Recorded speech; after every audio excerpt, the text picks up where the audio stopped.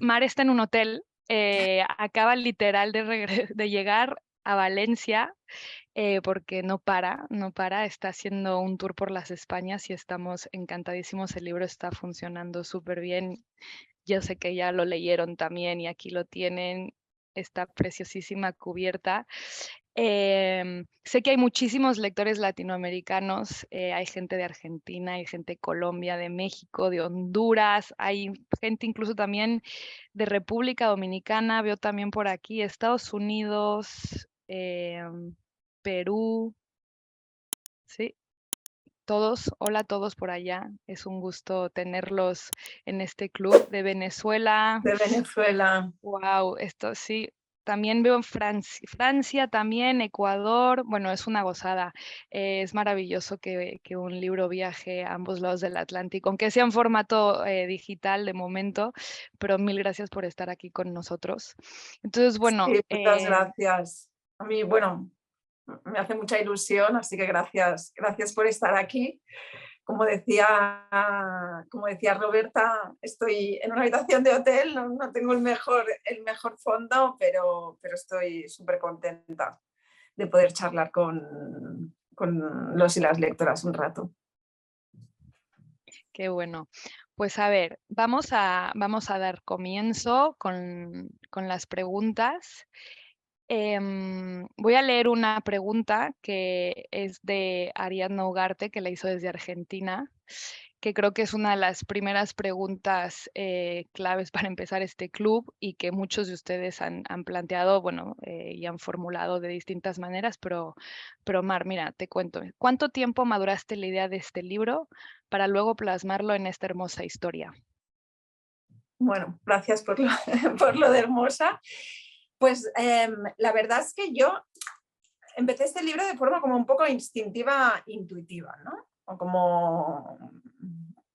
como sabéis, el libro se basa en parte en una historia que me pasó a mí, en que sufrí una fuerte crisis de ansiedad cuando di a luz a mis mellizos y un poco me metí allí como en el circuito sanitario, dijéramos, ¿no? Para tratar esta ansiedad, pero como que yo notaba que como que me faltaba algo, ¿no? Y ese algo, pues como amante de los libros, lo encontré en los libros, ¿no? Y entonces empecé a leer, a investigar sobre qué me estaba pasando, sobre otras mujeres a quienes les había pasado, sobre cómo se ha construido el modelo de madre con el que yo me estaba dando de bruces y con el que fui descubriendo se habían dado de bruces muchísimas mujeres antes que yo y esa relación, ¿no? entre locura y mujer que fui encontrando a través de manuales médicos, historiales médicos, poesía, novelas y todo. Y entonces di con historias que me parecieron, que me ayudaron mucho, ¿no? Y que a la vez me parecieron absolutamente fascinantes. Y algunas de ellas, o sea, hay referentes que sí que son fáciles de encontrar, como, ¿no? Silvia Plath, Silvia Mistral, ¿no? Hay referentes como, ¿no? Hablo de Proust, hablo de Freud, que son como más accesibles, pero luego habían historias que yo había encontrado ¿no? En manuales, en libros descatalogados, en historiales médicos. Y entonces cuando tenía todo eso, es cuando pensé, quiero hacer algo con esto. Y en un principio iba a hacer una especie de ensayo narrativo y tal. Pero ahí es cuando fui a entrevistar, como parte del proceso de investigación del libro, fui a entrevistar a mi psiquiatra, a la que me llevó a mí cuando tuve mi primera crisis de ansiedad al día siguiente de dar a luz. Y me dio mi historial. Y entonces yo, que había investigado y había buceado en tantos historiales médicos, cuando vi mi historial médico y lo leí, y me pareció además literariamente maravilloso, como muchos de los historiales médicos que había leído, pues esto para mí es el descubrimiento de un género literario, ¿no? Todos estos historiales psiquiátricos, me parecía que habían algunos más anodinos, pero habían otros que eran maravillosos. Y cuando vi mi historial médico, pues sentí que tenía que eso era una historia también, ¿no? Y la quise poner. Y ahí es donde realmente el libro cobró forma del modo en que lo acabé escribiendo, ¿no? entrelazando esta historia más personal con esas historias a lo largo de la historia y toda la investigación que hice. Y en cuanto a los tiempos, pues toda la investigación me llevó mucho tiempo, pero yo tampoco, al principio tampoco sabía que eso iba a resultar en un libro. Luego ya tomé más conciencia, ¿no?, de sistematizar la información, de elegirla y tal, y eso me llevó años, ¿no? Mi historia personal es del 2015, pues me llevó a lo mejor, pues eso, 5 años o así, en que estuve como al principio leyendo sin mucha dirección, después ya pensando más en un libro, y después el proceso de escritura ya sí que fue más rápido. Pues mira, aprovechando, aquí has hablado de tu historia personal y del proceso de escritura, te voy a soltar 2 preguntas que tienen que ver con eso, que uno es, ¿cuánto hay de personal en este libro? ¿Por qué lo llamas una novela? Y la segunda es, si le puedes explicar, aquí a los asistentes tu proceso de escritura. Pues mira, en el libro hay mucho de personal, ¿no? Yo no iba, aunque todo el proceso de investigación respondía a una cosa visceral que se relacionaba con mi experiencia, ¿no?, de encontrar ese consuelo o referentes o, ¿no?, una cosa que a veces cuando no tienes como una crisis de ansiedad, depresiva, psicótica, ¿no?, sentirte muy solo, ¿no?, pensando que lo que te pasa a ti es una cosa extraña, monstruosa, cuando además eres madre, ¿no?, y te desvías del modelo materno de la madre plácida y feliz y completamente realizada, pues te sientes como un monstruo cuando te... Y entonces yo buscaba otros monstruos para mitigar esta sensación de ser algo monstruoso y fuera de lo común, ¿no? Entonces, ya en esa investigación había mucho de personal, de donde me estaba dirigiendo la investigación, ¿no? Pero después, cuando decido meter mi historia, pues no todo es exactamente, porque hay recursos literarios, hay una forma de narrar y los tiempos están como muy... ¿no? A veces pongo las cosas en un momento porque me va bien para la narración y para condensarlo, pero a lo mejor está más extendido en el tiempo o menos. Pero sí que hay mucho de personal, ¿no? Incluso diría que nada de lo que narro, y eso fue como... ¿no? Y hay argumentos para las dos cosas, ¿no? Hay escritores que dicen que si la realidad es tan literaria, ¿por qué inventar? ¿No? Y hay otros escritores que apuestan por la ficción como forma literaria máxima. A mí me gustan las dos, no tengo una idea clara, pero en mi caso me obsesioné un poco con que todo fuera real. Sobre todo, ya no tanto mi historia, sino todas las historias de mujeres que cuento, y que descubrí en historiales médicos y tal, podría haberme inventado algo que dijeran para hacerlo más impresionante, más literario, pero es que en este caso la realidad era tan literaria que quise que cada coma de cada historial médico y de cada historia de cada mujer fuera real, ¿no? Y entonces me apliqué lo mismo a mí, pero mirándome como personaje y mirando a mi terapeuta, a mi madre como personajes, ¿no? Y le pusimos novela, asesorada también por mis editoras, por varias razones. Una, en un principio, era también como protegerme, ¿no? Lo que pasa es que yo después tengo un poco de inconsciencia y acabo diciendo pues que, ¿no?, que hay una parte de realidad, pues porque además he encontrado una recepción en el libro tan buena. No sé si ves, Roberta, que están preguntando algo sobre los subtítulos. Sí, me imagino a ver si desde el backstage que tenemos Nos aquí pueden a Pablo y ayudar. a Raquel que están detrás, nos pueden ayudar. Bueno, perdón, que estaba en el chat alguien, vale, que ya lo está mirando, alguien reclamaba que no salían los subtítulos. Pues bueno, como decía, la recepción ha sido tan buena que no he tenido, ¿no?, como que no he sentido esa necesidad de esconderme detrás del personaje, ¿no? Y no tengo ningún problema en contar, que es algo que me pasó, porque además estoy encontrando que hay gente que no le ha pasado y está disfrutando el libro, pero hay otra gente que le ha pasado y me escribe mensajes y me cuenta o esto, o han tenido ansiedad, o alguien cercano, o han tenido una relación con su madre que de alguna forma han encontrado un reflejo en el libro, sienten miedo en la vida y ese miedo que sentí yo al ser madre, pues han encontrado un paralelismo. Entonces he establecido como diálogos con la gente que me lee muy de tú a tú y no me importa pues decir que yo lo viví. Pero también porque le llamamos novela porque yo creo que el género novela es, y ahora dicen que no se ve el chat, también sí, bueno, lo dejamos a la parte técnica si puede... Sí.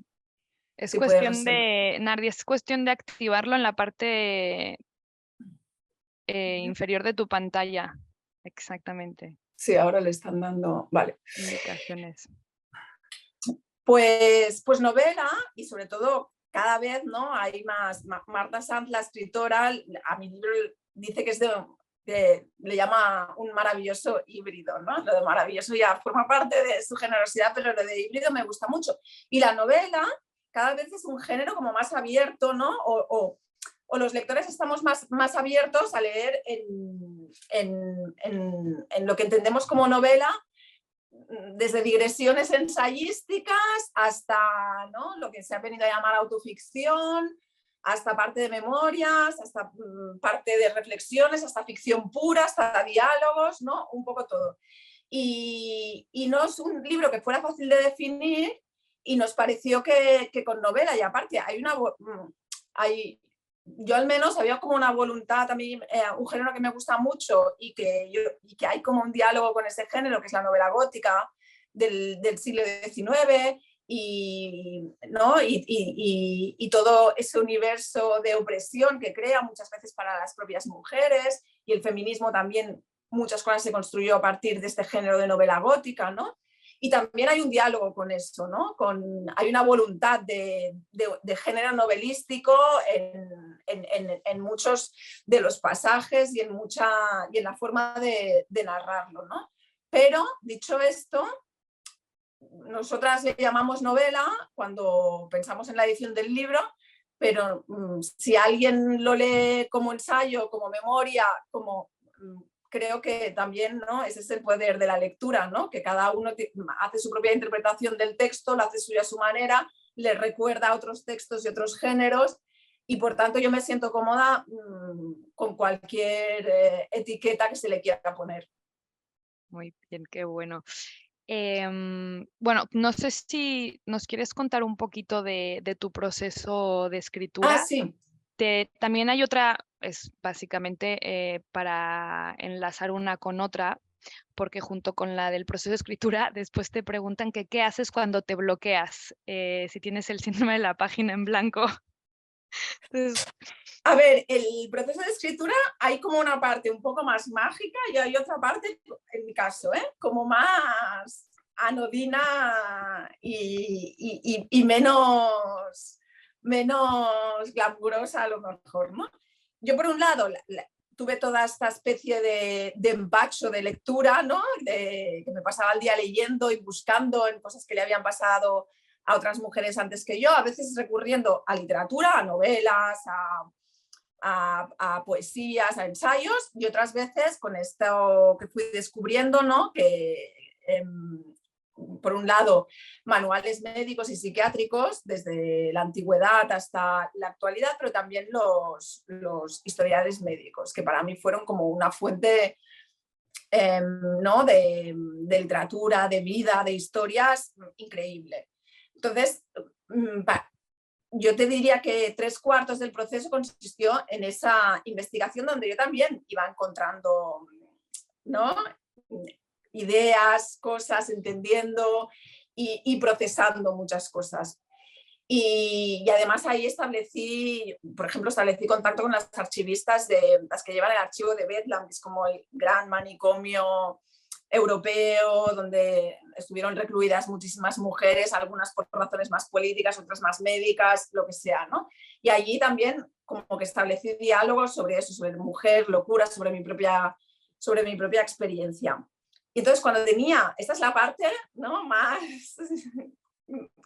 como más mágica de todo, ¿no? Cuando había descubierto para mí algunas joyas, ¿no?, y las tenía, ¿no?, llené yo mis propios archivos con todas estas historias, luego tuve que sistematizar todo esto. Y ahí digitalicé, esta es la parte más anodina, empecé a digitalizar también de forma un poco obsesiva, me compré un escáner de altísima resolución y digitalicé pues algunos de estos documentos, que algunos eran de libros de viejo, otros ya me los habían enviado digitalizados, otros había sacado de otros libros. Y cuando tuve todo eso, yo recurrí a un programa informático que a mí me sirvió mucho, que se ve que es yo no lo conocía, pero es un programa que usan escritores, que se llama Scrivener. No sé si Roberta como editora sabe. Nunca lo he usado, pero sí sé lo que es. Realmente es muy práctico y hay una versión de prueba, bueno, tienes que comprar la licencia, pero hay una versión de prueba que yo es la que usé y realmente es muy práctico para, si quieres usar muchísima información, ¿no? Yo tenía, bueno, el libro tiene imágenes, tenía también algún vídeo y tenía muchísima información y aparte yo creo que este programa va muy bien para las personas obsesivas porque permite sistematizar la información de una forma como muy clara, pero muy jerarquizada también, ¿no? O sea, yo, por ejemplo, tenía historiales médicos del siglo XIX, mujeres ¿no? que ingresadas en Bedlam, mujeres que tal. Y entonces tenía toda una sistematización y aparte te permite abrir como diferentes ventanas, tener textos sobrepuestos. Y yo, claro, creé todo este paralelismo entre mi propia historia y la historia de otras mujeres, con lo cual muchas veces manejaba un texto que surgía de una forma más, si quieres, como más creativa, impetuosa, ¿no? Y otro texto que era más elaborado, más de proceso de seleccionar la información. Y a mí este programa, o sea, por una parte, hizo una parte muy analógica, que compraba muchos libros en librerías de viejo y me pasaba horas investigando en tratados antiguos, en bibliotecas y tal, y luego hizo una parte súper digital que me la facilitó muchísimo este programa, y que yo, a alguien que quiera escribir algo que tenga que manejar mucha información, me parece que es bastante útil. Y así el bloqueo. Y a mí cuando me pasaba lo del bloqueo, leía, pues, por ejemplo, estos historiales médicos, mi propio historial, ¿no?, que para mí fue como muy inspirador verme desde fuera. Yo soy, o sea, esto va a sonar un poco raro, yo soy muy lectora, yo no soy creyente practicante, pero soy muy lectora de la Biblia porque me parece literariamente riquísima, ¿no? Y leía la Biblia, que además es como los grandes clásicos, ¿no? Yo me acuerdo que tenía una profesora en la facultad que decía que ella, cuando se quedaba en blanco, cuando no sabía qué hacer, cuando necesitaba tomar una decisión, cogía el Quijote y lo abría por cualquier lado, ¿no? Y cualquier frase del Quijote le servía como una guía, ¿no? Pues a mí eso me pasa con la Biblia, porque está lleno de historias, está lleno, por ejemplo, de historias de mujeres que han sido como muy ignoradas y es un libro que literariamente me parece riquísimo, ¿no? Y entonces manejaba mucho eso, ¿no? El leer y el abrir un libro por donde sea y separarme yo de mi propio texto y meterme en textos ajenos. Y han preguntado cómo se llama el programa, ¿no? ¿Lo escribo en el chat? Ya está, yo contesté, no sé si se me ve. Sí. Volvemos a enlazar otra vez porque tengo una pregunta también que viene justamente desde Honduras, bueno, Abril Santos, que quiere saber cuáles son tus influencias literarias, qué te inspira. Pues a mí me gusta mucho la literatura gótica, la literatura decimonónica, victoriana y todo esto, o sea, ¿no? Pues, por ejemplo, un gran referente del libro que no está explicitado, pero yo creo que se puede leer entre líneas a quien la haya leído y que además recomiendo mucho, es una novelita corta, que es El papel pintado amarillo, que es precisamente es un libro victoriano, un poco en el género gótico, escrito por una mujer que sufrió una crisis posparto también, ¿no? Y entonces, pues, para mí el siglo XIX, ¿no? Y toda la narrativa entre gótica, romántica de esa época me interesa mucho. Luego, por supuesto, Virginia Woolf me parece como, aparte con temas de mujer y escritura, de mujer y salud mental, me parece una fuente inagotable. Ahora hace poco se han publicado sus diarios completos, creo que en la editorial Tres Hermanas, si no me Tres equivoco. hermanas, sí, correcto. Y estos los devoré, pero incluso también hay Gonzalo Tornel, escritora, no recuerdo para qué editorial, sacó también como una selección de los diarios, o sea, incluso si no, porque a veces esto de la lectura también depende del tiempo, ¿no? Y de las preferencias, pero incluso hay como antologías de sus diarios que no te obligan a leerte todos los tomos, que son apasionantes igualmente, pero si no también hay estas antologías, sus novelas, por supuesto, por ejemplo, para mí una novela fundacional en mi vida es Alfaro de Virginia Woolf. Luego, otra escritora que me gusta mucho, y el otro día me pedían para todos tus libros como que hiciera como una lista de libros respondiendo a diferentes preguntas, ¿no? Y un libro que se debería leer más, que yo creo que en el mundo anglosajón se la lee bastante y aquí menos, que es Jane Rice, que es esta autora que además, en términos de mujer y locura y mujer y escritura, literatura, me parece un referente brutal porque hizo una reescritura de Jane Eyre y recuperó ese personaje que en Jane Eyre sale, que es esta, ¿no? Que se ha convertido en todo un referente literario, que es la loca del desván, que aparece poco en la novela, y ella que es esta, bueno, una mujer que está loca, que vive en el desván y bueno, en fin, que no voy a explicar lo que hacen, porque en los clásicos también hay spoilers y no voy a spoilear tampoco un clásico. Y entonces ella en Ancho Mar de los Sargazos, que a mí me parece una novela impresionante, reescribe la historia de esta loca del desván, ¿no? Y todo este tema de reapropiarnos ¿no? de los clásicos, de los personajes, esta relación entre mujer y locura. A mí, Ancho Mar de los Sargazos también fue un texto que me marcó mucho. Luego en el libro se ve que siento devoción por Sharon Olds y su poesía. Me gusta mucho. Y luego cosas más desvinculadas a lo mejor del tema, ¿no? de mi libro y del tema en concreto. Por ejemplo, yo soy una lectora voraz de Enrique Vilamatas. ¿No? Enrique Vilamatas me gusta muchísimo. No sé, hay muchas cosas. Cito a Silvia Mistral también como poeta. Soy bastante abierta en el tipo de Marta Sanz, me gusta muchísimo también. No sé, ahí hay como algunas claves, como más clásicos, más contemporáneos. Qué bueno. Vamos a saltar el charco y vamos aquí a España. Y la pregunta dice así. He leído su libro. Me impresionó tanto que he escrito un par de diarios, una reseña para un par de diarios en los que escribo, perdón. ¿Considera Mar que a las enfermedades físicas o psíquicas que sufrimos las mujeres por el hecho de ser mujeres no se les dé importancia ni se investiga, no se les dé la importancia que merecen ni se investiga con la misma seriedad que las que no lo son?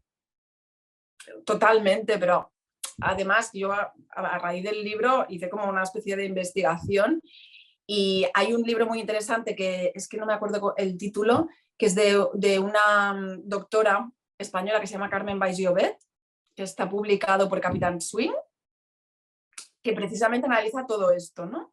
Cómo el paciente por defecto es el hombre. Entonces todo se investiga y todo se analiza respecto al hombre, ¿no? Y a las mujeres tradicionalmente se nos ha aplicado, ¿no? Los tratamientos y todo lo que se ha hecho con los hombres. Y eso, por ejemplo, pero con algo más incluido, ¿no? Que lo que en un hombre se lee como enfermedad física, muchas veces a las mujeres se nos atribuye a temas psicológicos, porque tenemos, ¿no?, esta tendencia, según nos han contado y según los médicos históricamente, ahora esto está cambiando, pero según han defendido, tenemos una relación biológica con la locura más próxima, ¿no? Entonces esto lleva a que cuando una mujer va con síntomas de, esto lo cuenta Carmen Valls-Llobet en el libro, ¿no? Sí, Cuando mira, va lo he con síntomas... encontrado. Os pongo aquí el link. Ah, Mujeres perfecto. invisibles para la Sí. medicina. Pues cuando una mujer va con síntomas de infarto, le dan un tranquilizante, y cuando al médico, y cuando va un hombre, pues lo tratan por infarto, ¿no? En el libro también doy un dato que sale precisamente de Carmen Valls-Llobet, que es ella la llama la brecha farmacológica en psiquiatría, que es en España, y entiendo que en otros países será bastante parecido porque siguen la misma tendencia. 8 de cada 10 pastillas psiquiátricas que se recetan son para mujeres, sin que exista nada biológico para eso, ¿no?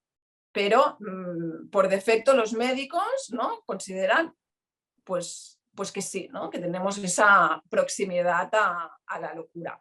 Y en mi caso, porque las enfermedades ginecológicas, esto es brutal. Yo en mi caso, por ejemplo, yo he sufrido de endometriosis desde los 20 años, y no sé, bueno, desde los 20 años, seguramente desde la primera vez que tuve la regla, pero no se me diagnosticó hasta los 20 años, se me diagnosticó en urgencias, porque cuando yo iba al médico y me decía que tenía un dolor terrible de regla, me decían que eso era normal, ¿no?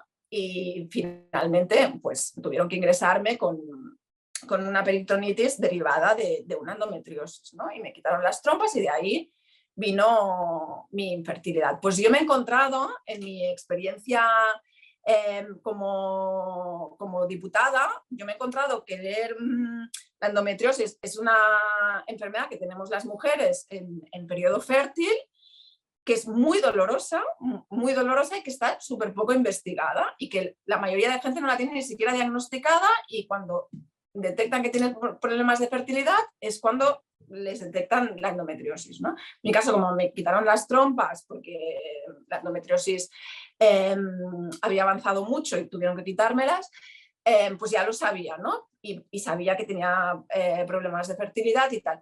Pero cuando yo como política he intentado llevar a cabo iniciativas de investigación de la endometriosis y tal, me he encontrado parte del estamento médico que aún niega la existencia de la endometriosis, ¿no? Porque con las enfermedades femeninas también hay la negación de esa enfermedad, ¿no? Claro, yo como persona que no tengo trompas, porque he sufrido endometriosis, que me lo negaran, ¿no? Entonces, yo creo que también hay un movimiento de doctoras. La propia doctora, por ejemplo, que a mí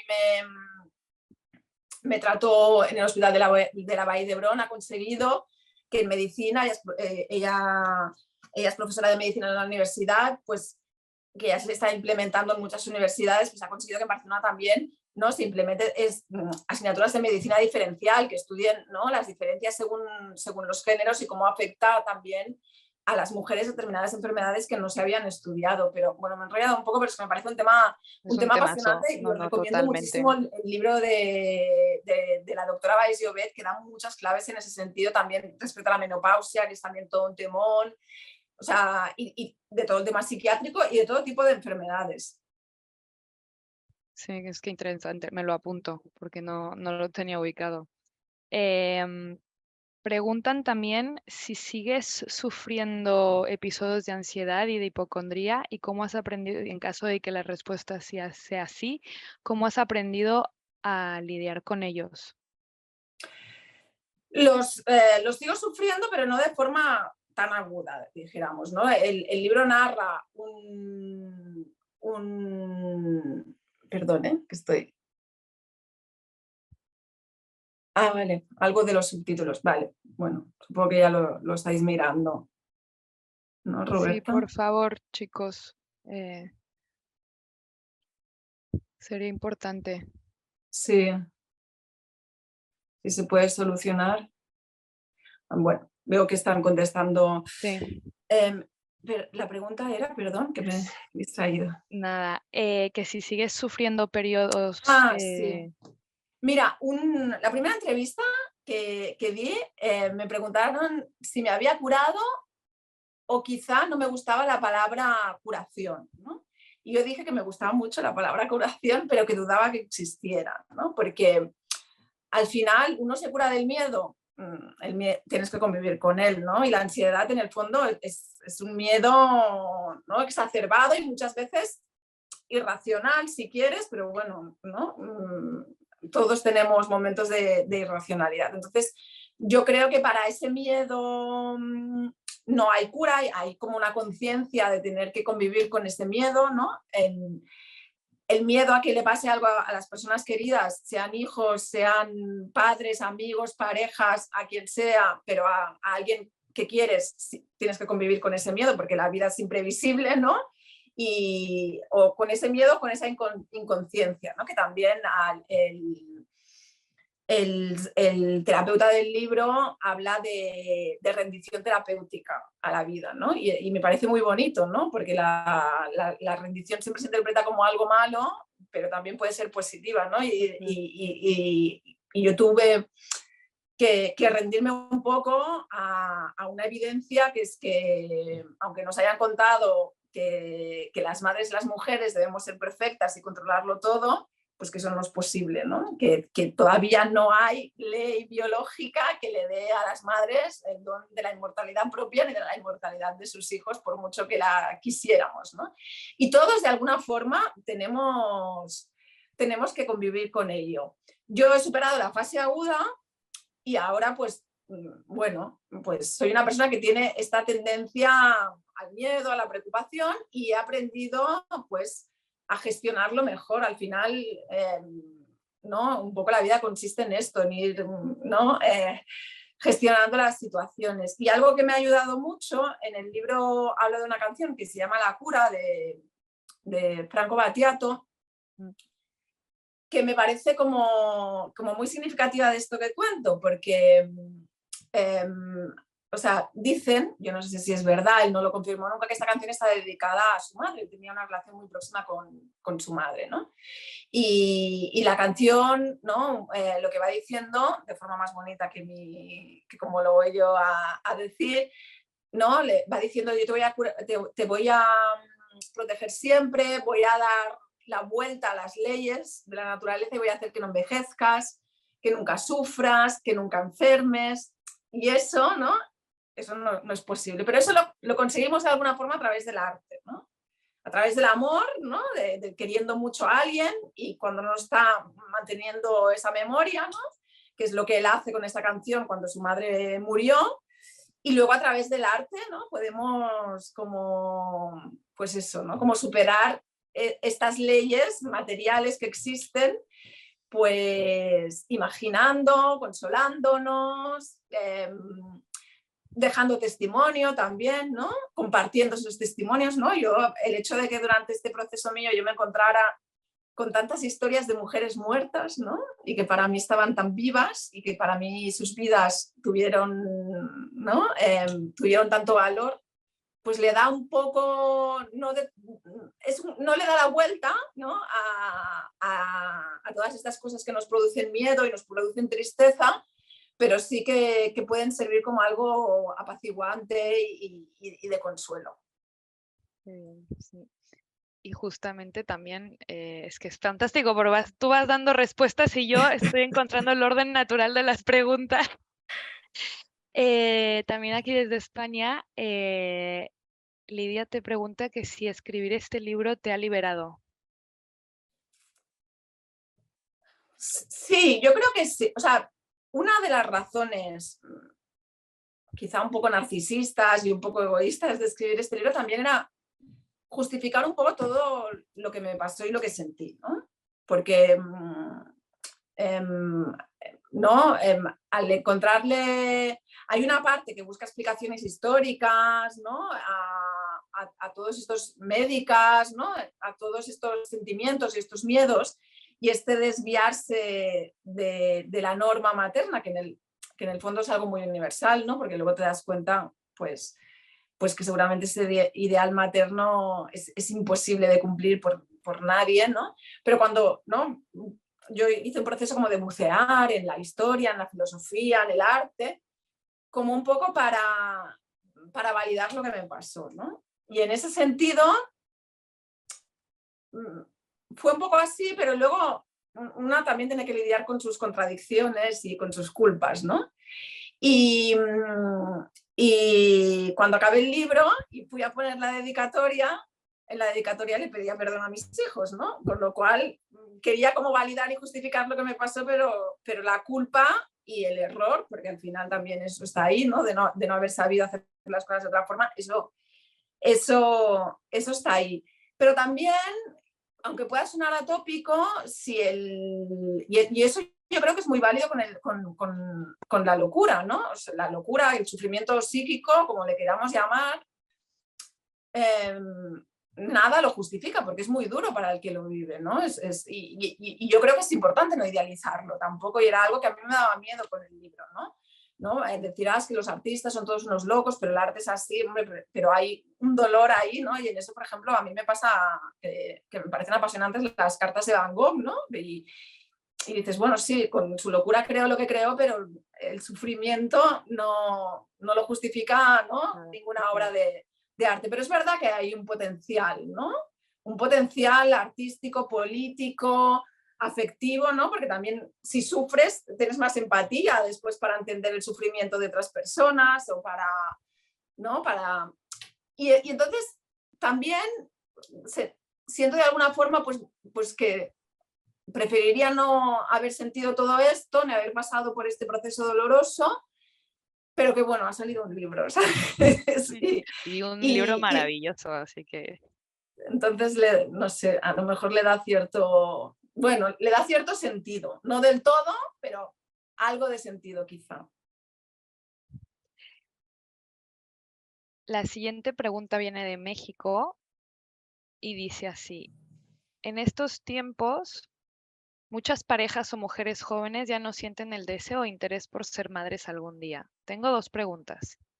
¿A qué se deberá que haya tanto desinterés? Y desde tu existencia tan abrumadora, ¿qué les dirías tú a esas mujeres tan desalentadas sobre la maternidad? A mí me parece que está muy bien que se abran los debates sobre la maternidad y que por fin se estén explicitando. Antes, ¿no?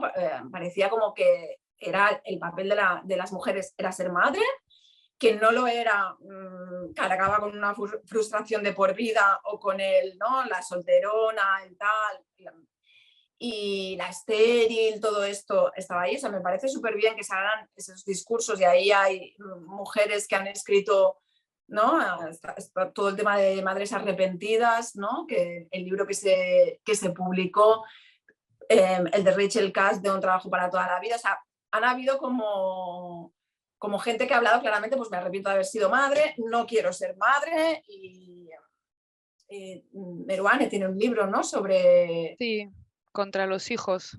Exacto, ¿no? O sea, que todo esto se abra. Creo que pesa mucho. Yo, por ejemplo, en mi caso, yo reconozco las luces y las sombras de la maternidad, pero a mí también me ha proporcionado mucha felicidad ser madre, ¿no? Yo no me englobaría dentro de las madres arrepentidas. Yo sigo sintiendo que hice bien en ser madre, que es algo que a mí me ha proporcionado dolor, pero también me ha proporcionado mucha felicidad, como muchas cosas en la vida, porque parece que esto lo puedes decir del amor romántico, lo puedes decir de la propia escritura, ¿no? De los procesos creativos, pero no lo puedes decir, ¿no? de la maternidad, que también tiene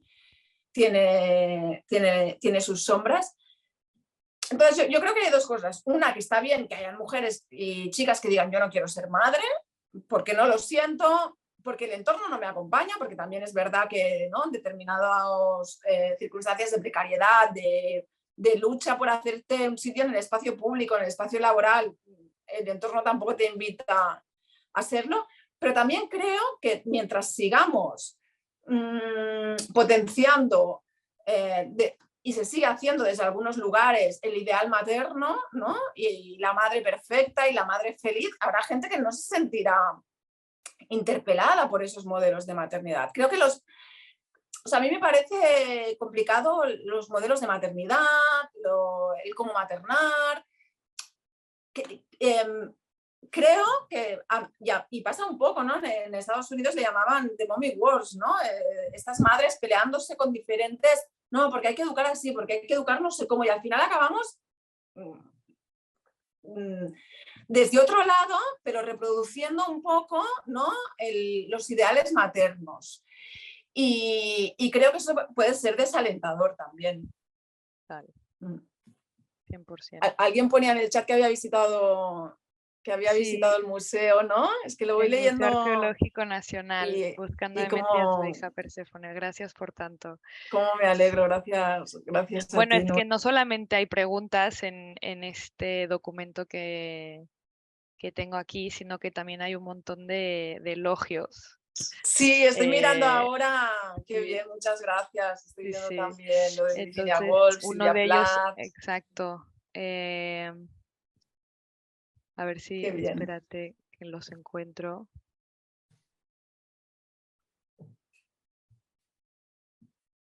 Mira, aquí tengo uno.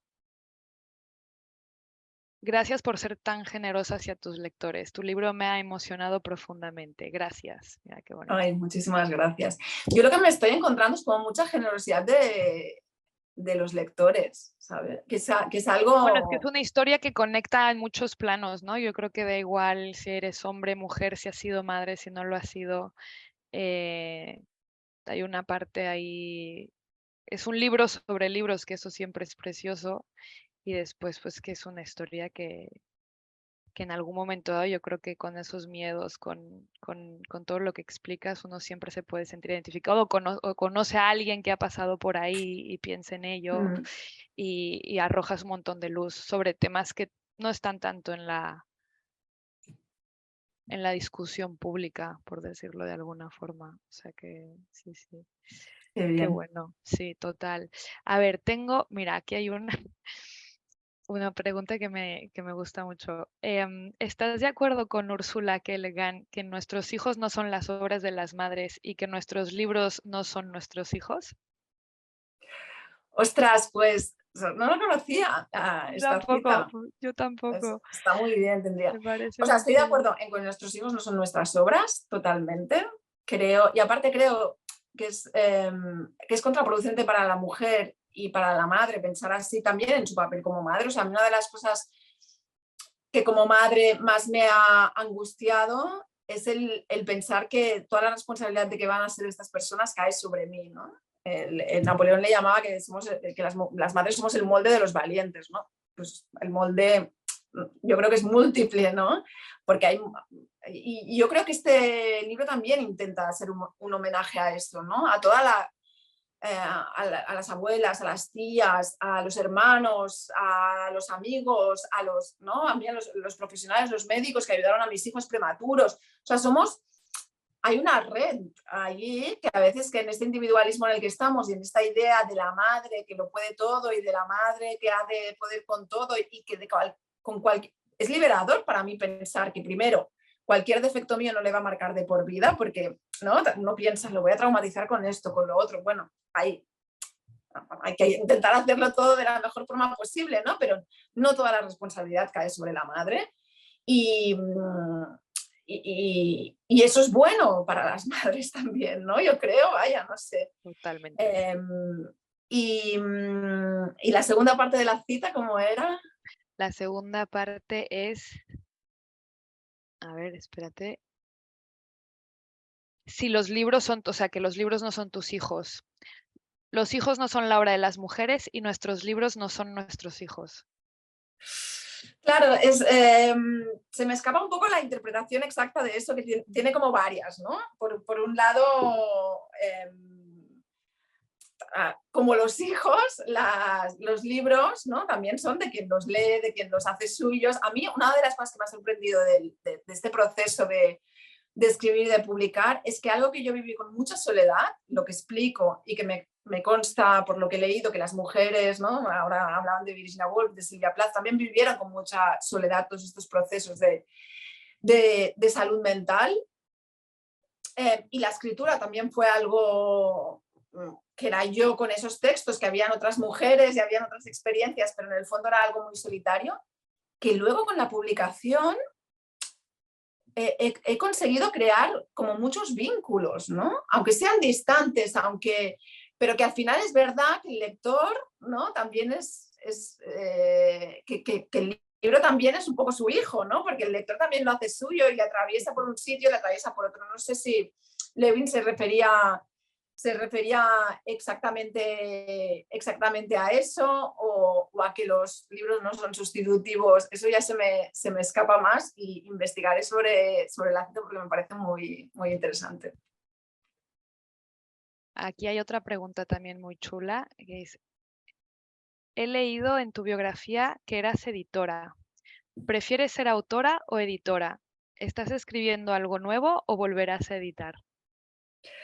A ver, yo creo que a mí me cuesta mucho ponerme la etiqueta de escritora o autora, que la gente me dice que tengo que hacerlo, pero a mí me cuesta mucho porque, bueno, he escrito mi primer libro, yo soy de las que piensa que nunca es tarde para nada, pero es verdad que he escrito mi primer libro publicado con 45 años y no, o sea, la etiqueta de escritora la veo muy grande, ¿no? También solo he escrito un libro, entonces yo creo que este libro tiene mucho de editora. O sea, creo que todo ese proceso de buscar, de refugiarme, de seleccionar, de descubrir historias, de descubrir literatura donde algunos solo veían diagnósticos médicos, todo eso creo que es un libro, no sé, Roberta, ¿cómo lo verá? Creo que es un libro que tiene mucho de editora. Luego, el otro día en una presentación con Nuria Lavari me decía que no tenía que negar tampoco la otra parte, más allá de la investigación, que la investigación también tiene algo de muy creativo, ¿no? Que donde buscas, que seleccionas, ¿no? Pero que también había como una pulsión de lenguaje, ¿no? De escribir más, de forma más desnuda, si quieres, ¿no? Entonces, a mí me gusta mucho editar y mi idea es seguir desarrollando mi trabajo de editora, porque además creo que este libro bebe mucho de eso. Pero la verdad es que estoy como bastante contenta o sea, hay como dos partes. Una parte es que yo como editora creo que no era consciente de lo duro que puede ser publicar. Siempre veía la parte bonita de, ostras, tienes tu libro en las manos. Esto es un poco como la maternidad, tienes a tu hijo, ahora ya todo está bien. Y no, muchas veces es cuando empieza todo, ¿no? Porque, bueno, primero me van a leer, la gente que me lea le va a gustar, va a entender que, ¿no? No entender exactamente lo que yo quería decir, pero ¿no? Va a ser, también es un libro donde cuento un poco mi historia personal y quizá eso también, ¿no? Y siempre es una prueba pues ¿no? Al amor propio y a la autoestima y algo que a ti te ha llevado tanto tiempo, en lo que has puesto tanta energía, te da miedo, ¿no? Que se quede en nada y que desaparezca y que no conecte, ¿no? Pero no ha pasado eso, porque yo estoy como, al principio fue muy duro, pero poco a poco me fui como relajando, fui hablando con gente y no he encontrado ningún tipo de... Habrá gente que no le haya gustado, alguna pues no era lo que me esperaba o con esto me he conectado, pero siempre con mucho respeto por lo que he hecho, ¿no? Y entonces me vienen como ganas de escribir más, pero no sé, iré viendo. He sido autora tardía, ¿no? No me gusta tampoco este adjetivo porque ¿no? Encuentro que nunca es tarde ni para escribir ni para hacer la mayoría de cosas. Exacto. Pero me gustaría seguir, sí. Ahora no estoy todavía, estoy con la promoción del libro y estoy como bastante abrumada con todo y procesándolo todo un poco. Qué bien. Pues mira, yo creo que vamos a poder cerrar con esta última pregunta que conecta otra vez con lo que acabas de decir, que dice así, ¿qué pozo te gustaría que dejara tu novela en una persona que acaba de leerte? Pues mira, a lo mejor es un poco ambicioso, pero una de las cosas es consuelo. Consuelo en general, ¿eh? No consuelo a una situación extrema, porque yo creo que para leer este libro, como la mayoría de libros, no tienes por qué estar en una situación ni parecida a la que se narra, ni en una situación extrema, ¿no? Pero a mí me parece, y creo que en el mundo en el que vivimos se veía mucho, y yo con este libro también estuve leyendo mucho sobre remedios clásicos y de la antigüedad, remedios médicos, y mezclaban mucho, por ejemplo, había un médico antiguo que uno de los remedios que daba era sinfonía, ¿no? Que era música, ¿no? O sea, para mí la literatura es consuelo, en el sentido amplio, ¿no? Y no en el sentido autoayuda, ¿no? Sino, y además es una palabra que me gusta, porque consuelo significa compañía, significa comprensión, significa empatía, significa belleza también, significa como muchas cosas que yo he intentado poner en este libro, que creo que también para mí una forma de definir el libro es como un libro de amor también, ¿no? A lo mejor no del amor romántico, muchas veces cuando decimos la palabra amor pensamos enseguida en amor romántico, y es amor a mis hijos, pero no solo a mis hijos, sino al entorno, a la vida, a muchas cosas, ¿no? Pero sobre todo yo diría que es amor a la literatura y al arte, ¿no? Como uno de los pilares para sobrevivir. Entonces, eso, ¿no? Que igual que para mí la literatura ha sido consuelo, que este libro también pudiera ser consuelo. Qué bonito. Pues qué forma más redonda de cerrar, ¿no? Y la verdad es que realmente cuando dijiste la palabra es el sentimiento que genera su lectura. Sí, mira, aquí han Tal puesto cual consuelo así. metafísico. Sí, totalmente. Y muchos corazoncitos, lo cual Sí. siempre es muy buena señal. Muy bien. Pues no sé si alguien quiera hacer una última pregunta. Nos sobran 6 minutitos. Una última pregunta aquí por el chat. Yo más o menos leí casi todo lo que teníamos. Y si no, pues, Mar, simplemente agradecerte Muy la bonita entrevista. participación. Sí, Bueno, nosotros no, muchas estamos gracias felices. a Roberta, que he estado como muy a gusto. Yo que no tengo mucha experiencia en esto. No, yo De esto. tampoco, la verdad. Además, siempre es raro, ¿no? Porque como es una pantalla, bueno, en fin, estas son Pero cosas la que verdad es que pasan. Ha he estado muy estado muy a bien. gusto y muy bien. Y muchas gracias Yo igual. a todos y todas los que estáis ahí, los que habéis leído el libro, los que os interesáis. Y de verdad, mil gracias. Qué bien. Os mando un abrazo. Muy bien, pues exactamente lo mismo digo. Un abrazo a todos, feliz noche, feliz día, depende de dónde estén. Y gracias Sí, y un por abrazo a toda la participar. gente que se conecta desde lugares lejanos, porque yo estoy aquí, como decía Roberta, haciéndome las Españas, Exacto. pero ojalá cruzar el charco y estar ahí, porque además, bueno, lógicamente ahí también hay muchos referentes literarios para mí en muchos de estos países que os habéis conectado y me encantaría. Sí, yo creo que todo llega, todo llega. Total. Muy Pues bien. nada, lo dejamos aquí entonces.